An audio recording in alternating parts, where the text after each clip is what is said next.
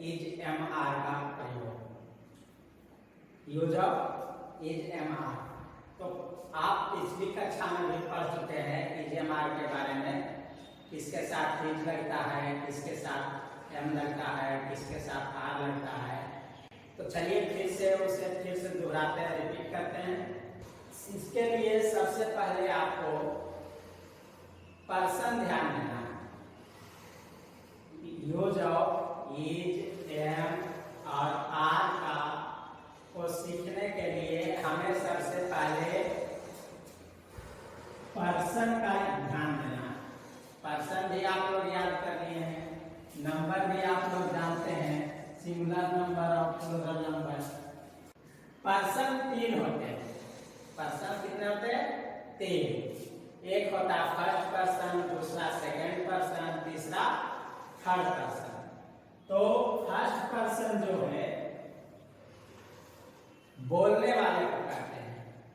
जो व्यक्ति कुछ बोल रहा हो, कोई बात किसी को बता रहा हो, तो उसमें उसको क्या कहेंगे?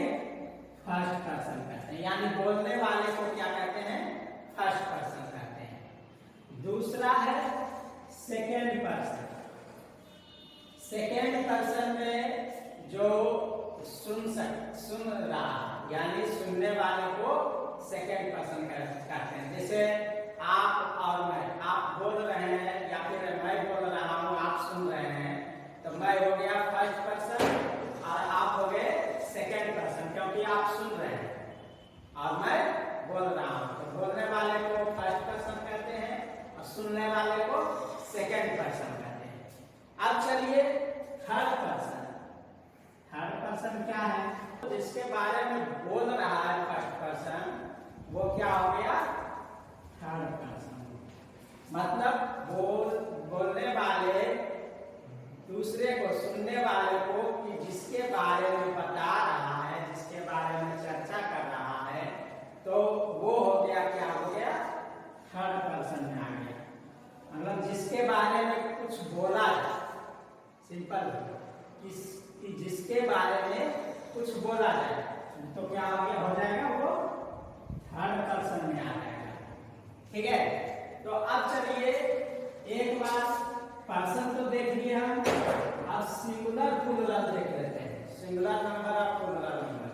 तो सिंगुलर नंबर में एक व्यक्ति की वस्तु का बोल होता है। प्लूरल नंबर में एक से अधिक व्यक्ति या वस्तु का बोल होता है। सिंगुलर नंबर में सिर्फ एक व्यक्ति वस्तु का बोल होता है और प्लूरल नंबर में एक से अधिक व्यक्ति वस्तु का बोल होता है। अब चलिए हम सबसे पहले इस चार्ट को हम देखते हैं। इज एम आर के प्रयोग के लिए आपको जब ट्रांसलेशन कभी बनाना है, तो सबसे पहले आप लोगों को ये चार्ट दिमाग में रखना है, क्योंकि इसी पर टोटल ट्रांसलेशन डिपेंड है। ठीक है? इसी पर ट्रांसलेशन बनाने का नियम डिपेंड रहता है। जैसे देखिए यहाँ जो है हम पढ़ रहे हैं यूज ऑफ एम, इज और आर के बारे में।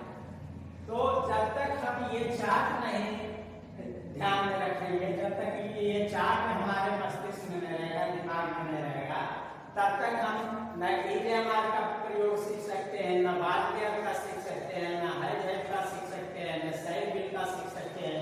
तो जितना भी ट्रांसलेशन बनेगा इसी चार्ट के माध्यम से।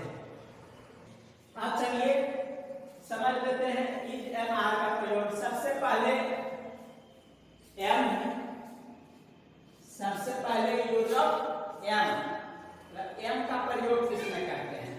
तो एम का प्रयोग जो होता है, एम मीन्स होता है, सबसे पहले एम मीन्स होता है हूं। एम मीन्स क्या होता है? हूं। तो एम का प्रयोग सिर्फ फर्स्ट पर्सन के सिंगुलर नंबर के साथ करते हैं। जैसे देखिए फर्स्ट पर्सन के सिंगुलर नंबर में क्या है? आई। फर्स्ट पर्सन के प्लूरल नंबर में क्या है? डी। सेकेंड पर्सन के सिंगुलर नंबर में क्या है? यू है। सेकेंड पर्सन के प्लूरल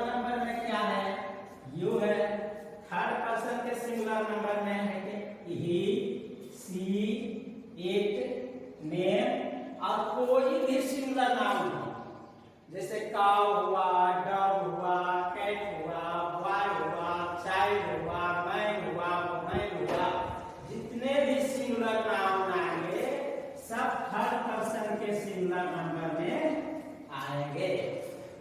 समझ रहे हैं? जितने भी सिंगुलर नाउन आएंगे सभी थर्ड पर्सन के सिंगुलर नंबर में आएंगे। अब चलिए थर्ड पर्सन के प्लूरल नंबर, थर्ड पर्सन का प्लूरल नंबर में दे और plural noun. Plural noun means जैसे boys, girls, cows, men, teeth, cats, dogs, ये सभी जितने भी प्लूरल नाउन आएंगे सब किसमें आएंगे? थर्ड पर्सन के प्लूरल नंबर में आएंगे। यानी सिंगुलर नाउन जितने भी आएंगे थर्ड पर्सन के सिंगुलर में आएंगे और प्लूरल नाउन जितने भी आएंगे थर्ड पर्सन के प्लूरल में आएंगे। ठीक है? तो अब चलिए सबसे पहले हम एम के बारे में बता रहे थे। एम जो होता है वो सिर्फ आई के साथ रहता है। आई, एम मीन्स होता है हूँ, आई मीन्स मैं, तो इसका हिंदी क्या होता है? मैं। ठीक है?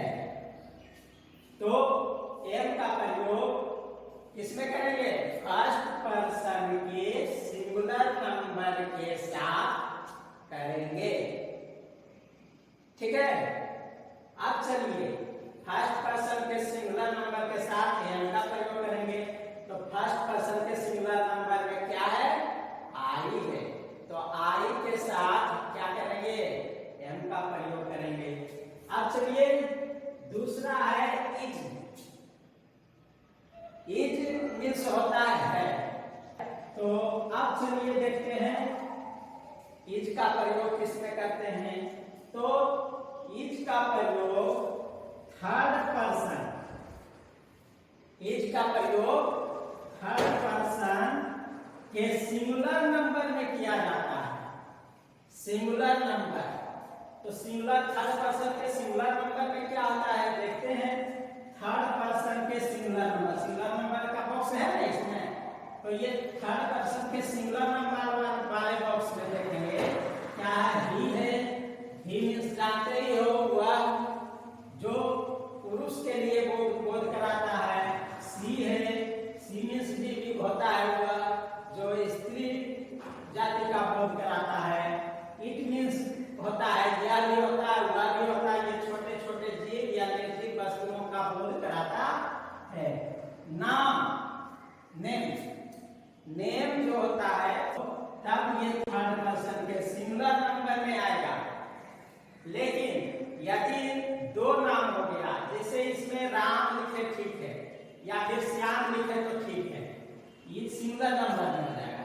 लेकिन यदि दोनों एक ही ट्रांसलेशन में, एक ही सेंटेंस में दोनों आ रहा है, जैसे राम और श्याम व्यस्त हैं, तो राम और श्याम व्यस्त हैं का मतलब दो व्यक्ति हो गए, तो दो व्यक्ति किसमें आ जाएंगे? प्लूरल नंबर में आ जाएंगे। किसमें आ जाएंगे? थर्ड पर्सन के प्लूरल नंबर में। अब आएंगे जितने भी सिंगुलर नाउन आएंगे, अभी हम बताए थे कि थर्ड पर्सन के सिंगुलर में आएंगे, जितने भी प्लूरल नाउन आएंगे थर्ड पर्सन के प्लूरल में आएंगे। तो हम इज के बारे में, इज का प्रयोग जान रहे थे। इज का प्रयोग थर्ड पर्सन के सिंगुलर नंबर के साथ इज का प्रयोग किया जाता है। तो चलिए ही के साथ भी इज लगेगा, सी के साथ भी इज लगेगा, इट के साथ भी इज लगेगा, और सिंगल नाम होगा तो इज लगेगा, या फिर कोई सिंगुलर नाउन हो तो भी इज लगेगा। ठीक, एक बार फिर से देख लेते हैं इज का प्रयोग। थर्ड पर्सन के सिंगुलर नंबर के साथ इज का प्रयोग किया जाता है। अब आइए एम और इज का प्रयोग हो गया। अब आते हैं यूज ऑफ आर, आर का प्रयोग। तो आर का प्रयोग, आर मीन्स सबसे पहले आर मीन्स होता है या हो। आर मीन्स क्या होता है या हो। तो आर का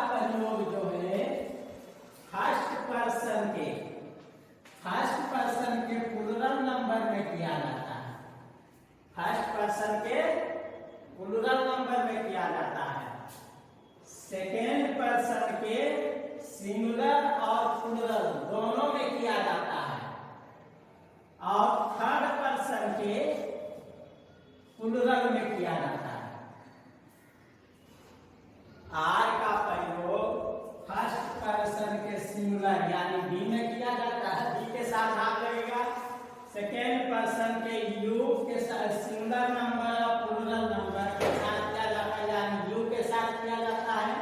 और थर्ड पर्सन के प्लूरल नंबर के साथ आर का प्रयोग किया जाता है।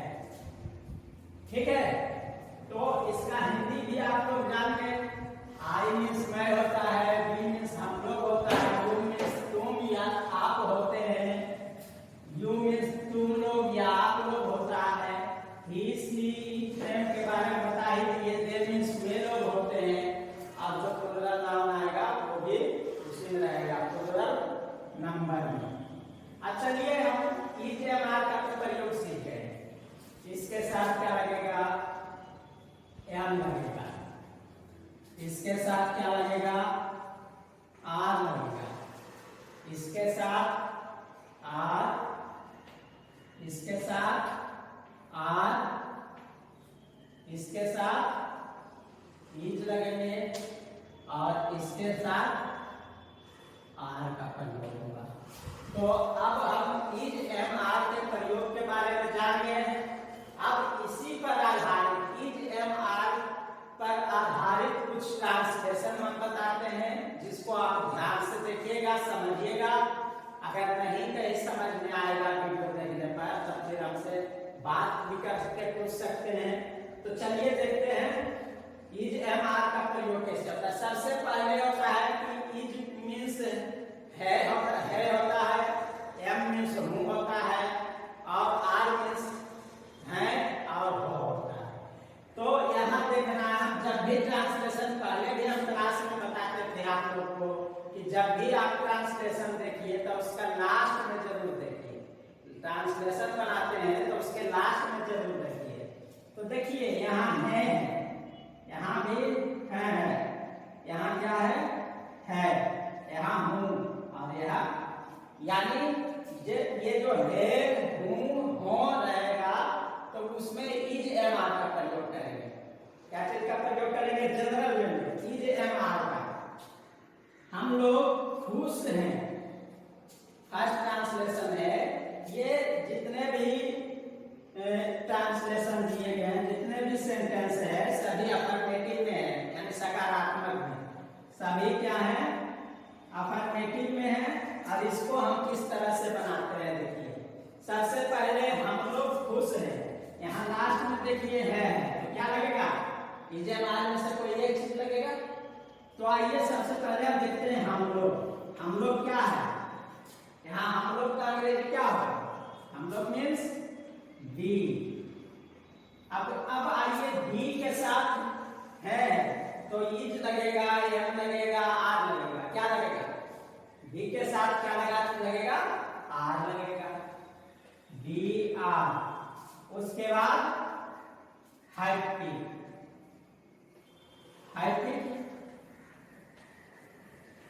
उसके बाद लास्ट में क्या देंगे? फुल स्टॉप देंगे। लास्ट में क्या देंगे?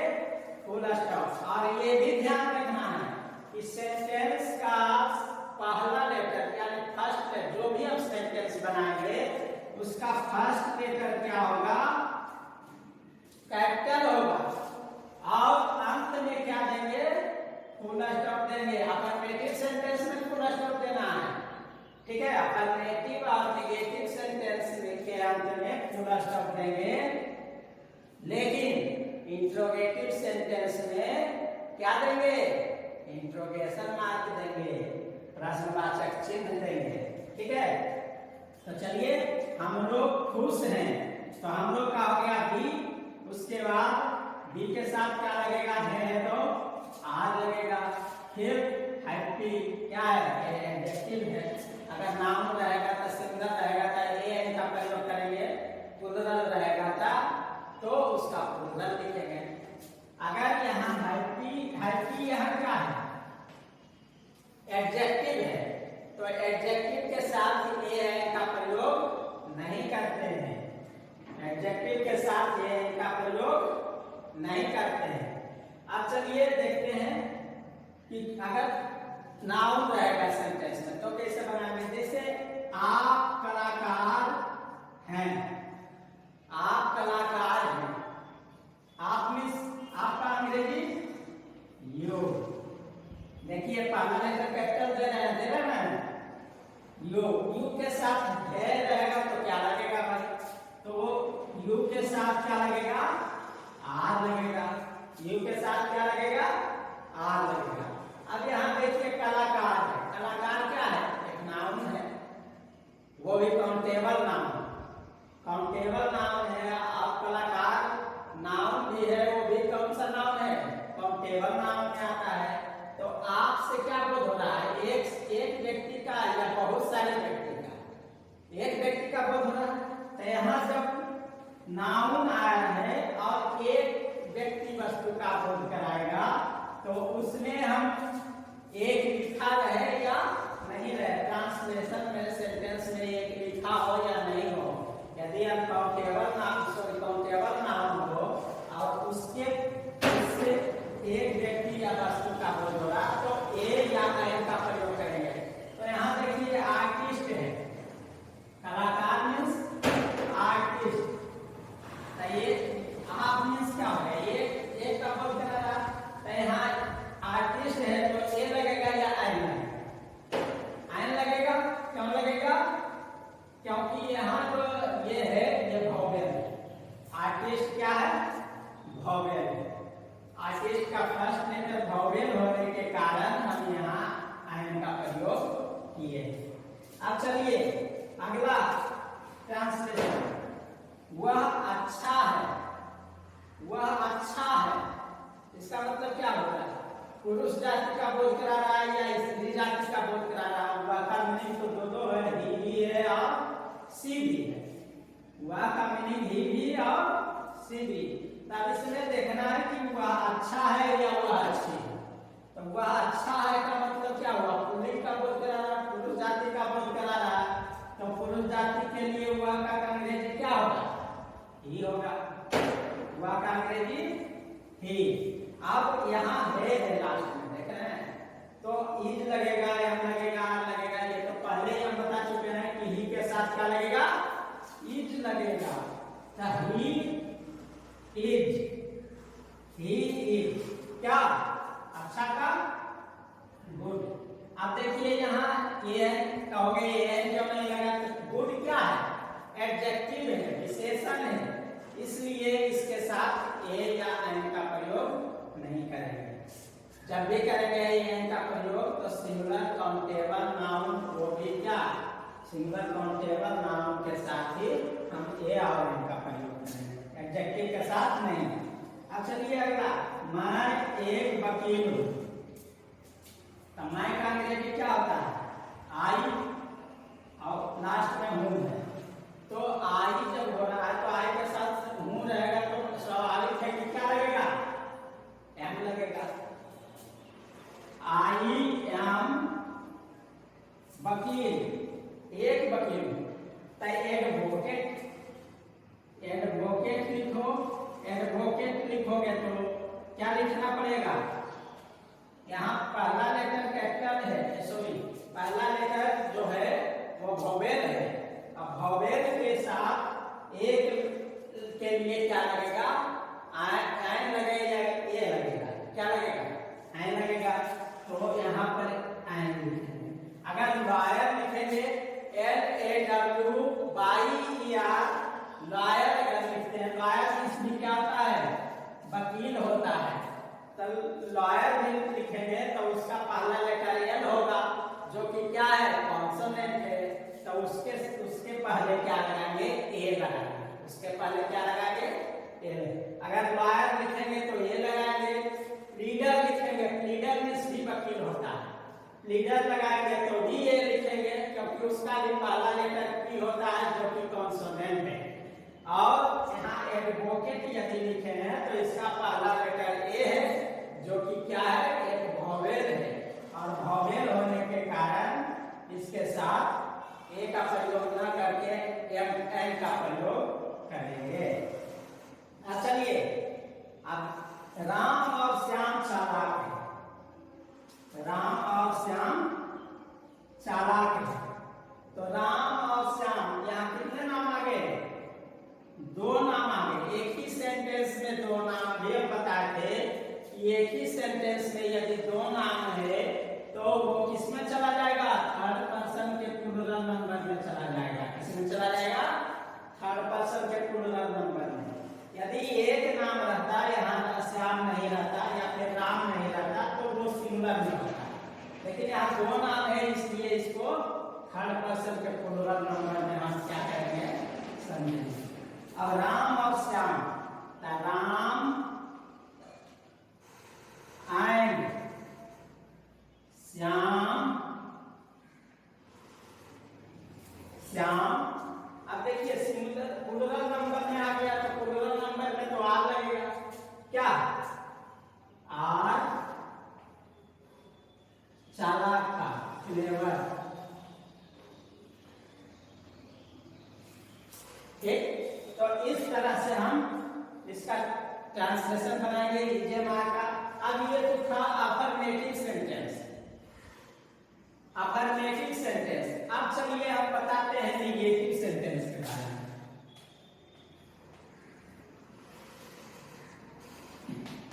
निगेटिव सेंटेंस के बारे में।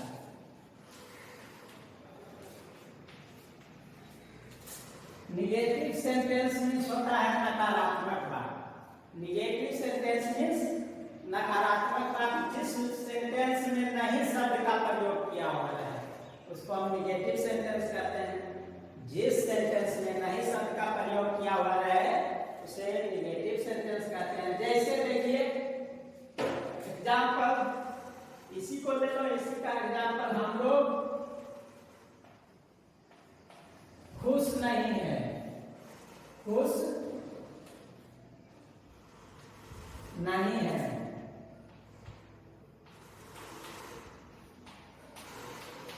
है ना? तो इसमें सबसे पहले हम बी का प्रयोग करेंगे। फिर इसके साथ जो है हेल्पिंग वर्ब आएगा, एम आर, उसको लगाएंगे तो क्या लगेगा? आर। और फिर नहीं का अंग्रेजी लिखेंगे। हेल्पिंग वर्ब के बाद नॉट का प्रयोग करेंगे निगेटिव सेंटेंस में, नॉट। उसके बाद हेल्पिंग, फिर लास्ट में फुल स्टॉप। ठीक, उसी तरह से आप कलाकार नहीं है। आप कलाकार नहीं है।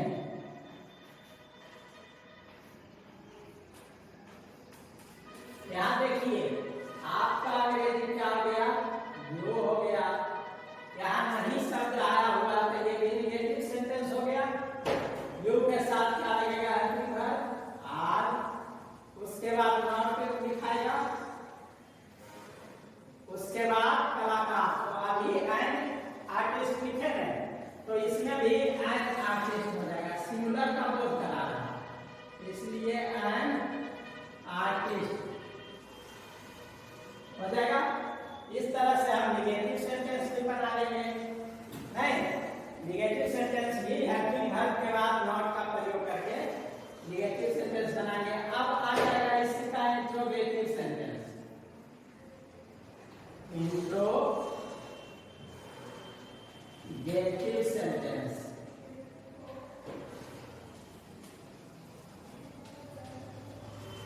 इंट्रोगेटिव सेंटेंस मीन्स होता है प्रश्नात्मक बात। इंट्रोगेटिव सेंटेंस मीन्स होता है प्रश्नात्मक बात। वैसा सेंटेंस जिससे प्रश्न पूछे जाने का बोध हो, वैसा सेंटेंस जिससे प्रश्न पूछे जाने का बोध हो उसे इंट्रोगेटिव सेंटेंस कहते हैं। ठीक है, तो आइए इसी तरह के ट्रांसलेशन को हम इंट्रोगेटिव में बनाते हैं। जैसे हम लोग खुश हैं तो क्या लगेगा इसका इंट्रोगेटिव सेंटेंस? क्या हम लोग खुश हैं?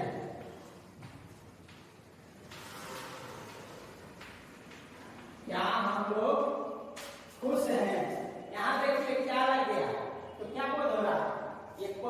पूछे जाने का बोध हो रहा है, तो ये कौन सा सेंटेंस हो गया? इंट्रोगेटिव सेंटेंस हो गया। अब जब शुरू में क्या लगा करके प्रश्न पूछा जाए, क्वेश्चन दो तरह से पूछे जाते हैं, लेकिन अभी आपको हम सिर्फ एक ही क्वेश्चन बताते हैं, yes no question, WH question. आगे अगर सिलेबस में रहेगा तो आगे हम बताएंगे। WH दो तरह से क्वेश्चन पूछे जाते हैं, एक यस नो क्वेश्चन और दूसरा WH क्वेश्चन। तो यस नो क्वेश्चन जो होता है उसके शुरू में क्या लगा हुआ होता है, मतलब उस क्वेश्चन को स्टार्ट करने के लिए शुरू में क्या लगा जाता है, तो वैसे क्वेश्चन को क्या कहेंगे आप? यस नो क्वेश्चन कहेंगे। तो जब यस नो क्वेश्चन होगा यानी शुरू में क्या लगा हुआ होगा, तो इसके साथ जो वर्ब आएगा, हेल्पिंग वर्ब, उसको हम शुरू में रखेंगे। तो इसका अंग्रेजी आर हो जाएगा, इसका भी अंग्रेजी आर ही हो जाएगा।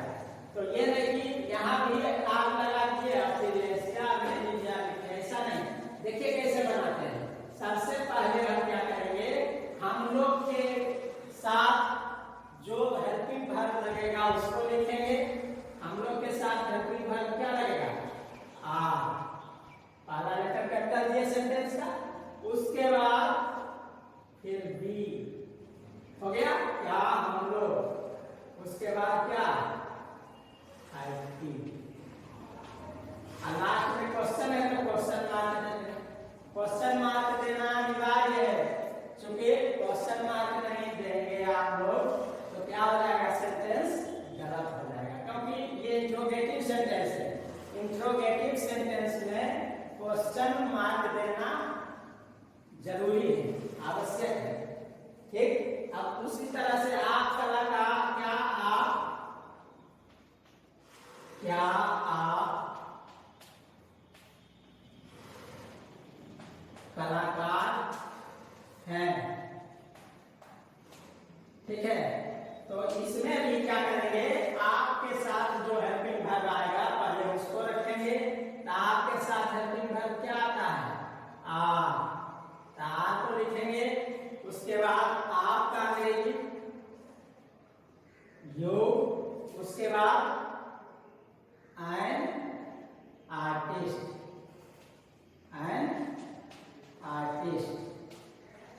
प्रश्नवाचक चिन्ह। तो इस तरह से हम क्या करेंगे, अफर्मेटिव सेंटेंस भी बना लेंगे, इंट्रोगेटिव सेंटेंस भी बना लेंगे और नेगेटिव सेंटेंस भी बना लेंगे। समझ में आ गया है? अगर कहीं दिक्कत होगा तो मेरे मोबाइल पर कॉल करके आप समझ सकते हैं, पूछ सकते हैं। ठीक, आपका जो यूज ऑफ HMR है वो PDF के माध्यम से आपके पास भेज दिया जाएगा, उसे फेयर में लिख लीजिएगा। ठीक, तो प्रत्येक दिन PDF के माध्यम से आपको एक एक्सरसाइज ट्रांसलेशन के लिए दिया जाएगा, आपको बना करके मेरे WhatsApp नंबर पर भेजना है। ठीक, उसे हम जांच कर लेंगे। अगले दिन मिलेंगे नए सिलेबस के साथ। Thank you.